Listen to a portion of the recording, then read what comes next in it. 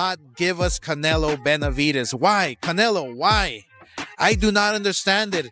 You're demanding $200 million? Like, come on, dude. Basically, Canelo doesn't want to give us the good fights. Imagine if Canelo and Benavidez gets made. That's the Super Bowl of boxing. Boxing is on the rise. Canelo, don't screw it up for us. I thought I would never say this, but Canelo's scared. Literally, I thought I would, as a fighter, I know fighters are not scared. But wow, we've been begging Canelo, please. Canelo, so we can't use the excuse that he's older, right? We can't use the excuse that, oh, well, you know, he moved around too much. Well, it's your job to figure him out, right? Just like Chavez would figure out a fighter, just like I would figure out a fighter, just like any real great fighter can figure styles out. That's your job. I think Crawford did a tremendous job. Kudos to him. Sky's the limit for Crawford, and I really don't know. If it was up to me, like we keep on saying, we want to see Benavidez. Canelo, hell of a fighter, but my personal opinion, he's ducking Benavidez. You know, that's just my personal opinion, and I'm allowed to speak my mind. That's just what it is. We want to see decision. You got that. You know, I just thought Crawford was too fast for Canelo. Too many combinations. Canelo doesn't jab anymore. He looks for one shot now. You know, I mean, the end is there for Canelo. And I just think that Crawford was too fast for him. You know, especially in the southpaw position. We all know Canelo have problems with the southpaw. So, you know, and that's why I picked Crawford. I just thought Crawford. This is why Canelo's not fighting Benavidez. Why would Canelo fight Benavidez, who's relatively unknown, and Benavidez beats him, and Benavidez becomes overnight a superstar? That's Canelo's letting Benavidez make a name off of him. So you're saying David Benavidez wasted no time speaking out after Canelo Alvarez's stunning loss to Terence Crawford, accusing the Mexican superstar of avoiding a fight that fans have long demanded. Can you not give us Canelo versus Benavidez? Why, Canelo? Why? He said. You're demanding $200 million. Come on, dude. Canelo doesn't want to give us the good fights. If Canelo and Benavidez gets made, that's the Super Bowl of boxing.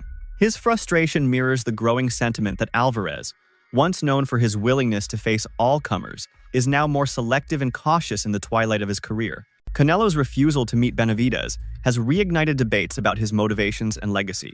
Reports suggest Alvarez has little interest in Benavidez's relentless style and prefers bouts that guarantee massive paydays. Veteran trainer Ronnie Shields, who correctly predicted Crawford's victory, believes that Canelo's decline is less about fear and more about fatigue. Crawford was too fast, too sharp, Shields explained. Canelo doesn't jab anymore. He looks for one big shot. Crawford exposed that. Shields praised Crawford's tactical execution, especially his ability to switch between orthodox and southpaw stances to exploit Canelo's defensive gaps. Oscar De La Hoya, once Canelo's promoter, offered a more measured take.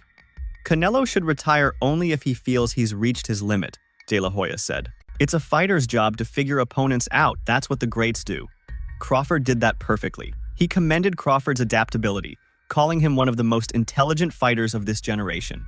De La Hoya also suggested that Crawford might now consider bouts at 160 pounds, where names like Virgil Ortiz could offer fresh, high-stakes challenges. Analyst Dan Rafael echoed that view, emphasizing that Crawford's win wasn't simply a surprise, it was a masterclass in preparation and discipline.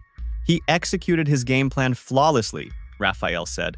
Canelo's experience and power weren't enough to counter Crawford's timing and footwork. That performance did something really special for me. Yeah?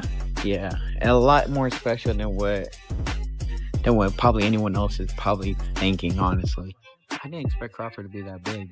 Oh, yeah. I didn't expect Crawford to be that big, but Canelo did good the first few rounds, you know, first like all the way up like to round 4, and then that's when Crawford took over, you know. So I mean, the second half of the fight though, it was all Crawford. There was no. And then the Hamza Shiraz. I mean, those types of names. He's got mandatories. Mabili got the draw tonight in a great fight. There's other fighters that have belts and interim belts and blah blah blah.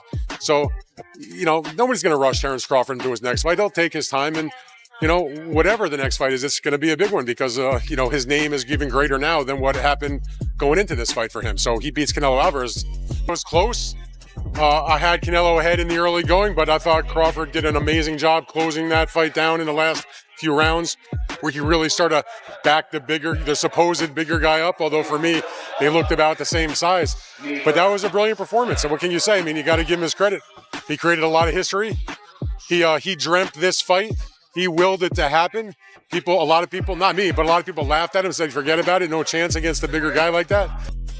At 160. Imagine that. Would be incredible. So there's a good possibility that Crawford will stay at 168. Most likely go down to 160. I don't think he's going to touch 154. I think he'll stay at 160 eventually and try to find the biggest fights possible. And the biggest fight for him. Rafael noted that while a rematch would attract attention, both fighters may benefit more from pursuing different paths. Crawford toward legacy-defining fights, and Canelo toward reflection or even retirement. Among current fighters, reactions ranged from awe to disbelief. Lightweight contender Rolly Romero admitted the fight reshaped his perception of both men. "I didn't expect Crawford to be that big or that dominant," he said.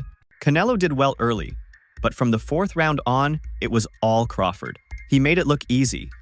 Young prospect Floyd "Kid Austin" Schofield, who had predicted a Canelo win, was visibly emotional afterward. "It hurt to watch," he said. "I've been a fan of Canelo since I was a kid, but you've got to give it to Crawford, greatest of this era." Mayweather, observing from the sidelines, was more analytical than sentimental.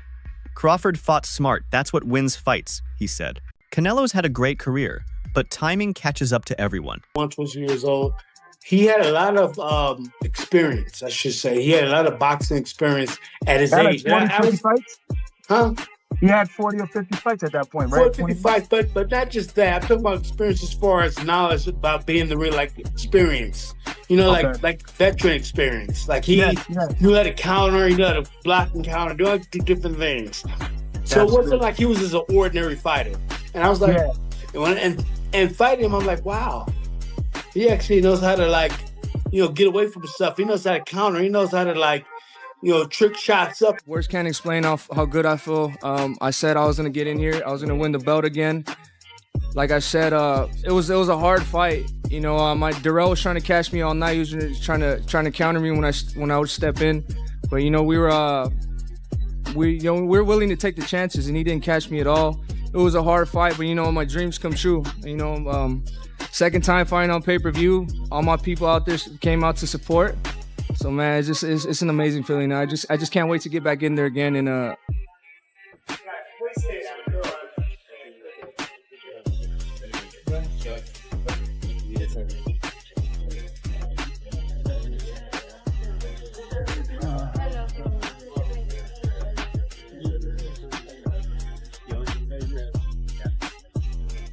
ain't gonna lie, cause I've been a fan of Canelo since I was a kid. So my heart, a tear almost came on my eye. I ain't gonna lie, cause it felt like, you know, that Canelo is done.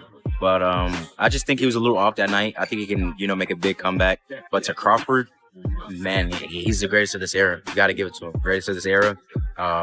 Nobody's ever done that before. 3-time undisputed. So you got to take your hats off to Crawford. And I was just shocked that he was able to just dismantle Canelo like that. You know, even with the size.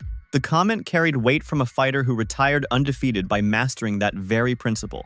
For now, Benavidez remains the persistent shadow over Canelo's future. The 27-year-old WBC interim champion continues to build momentum, combining youth, aggression, and discipline in a way that contrasts sharply with the veteran Alvarez. His 2019 knockout win over Anthony Dirrell marked the emergence of a fighter ready for the division's biggest stage, a stage he believes Canelo is unwilling to share.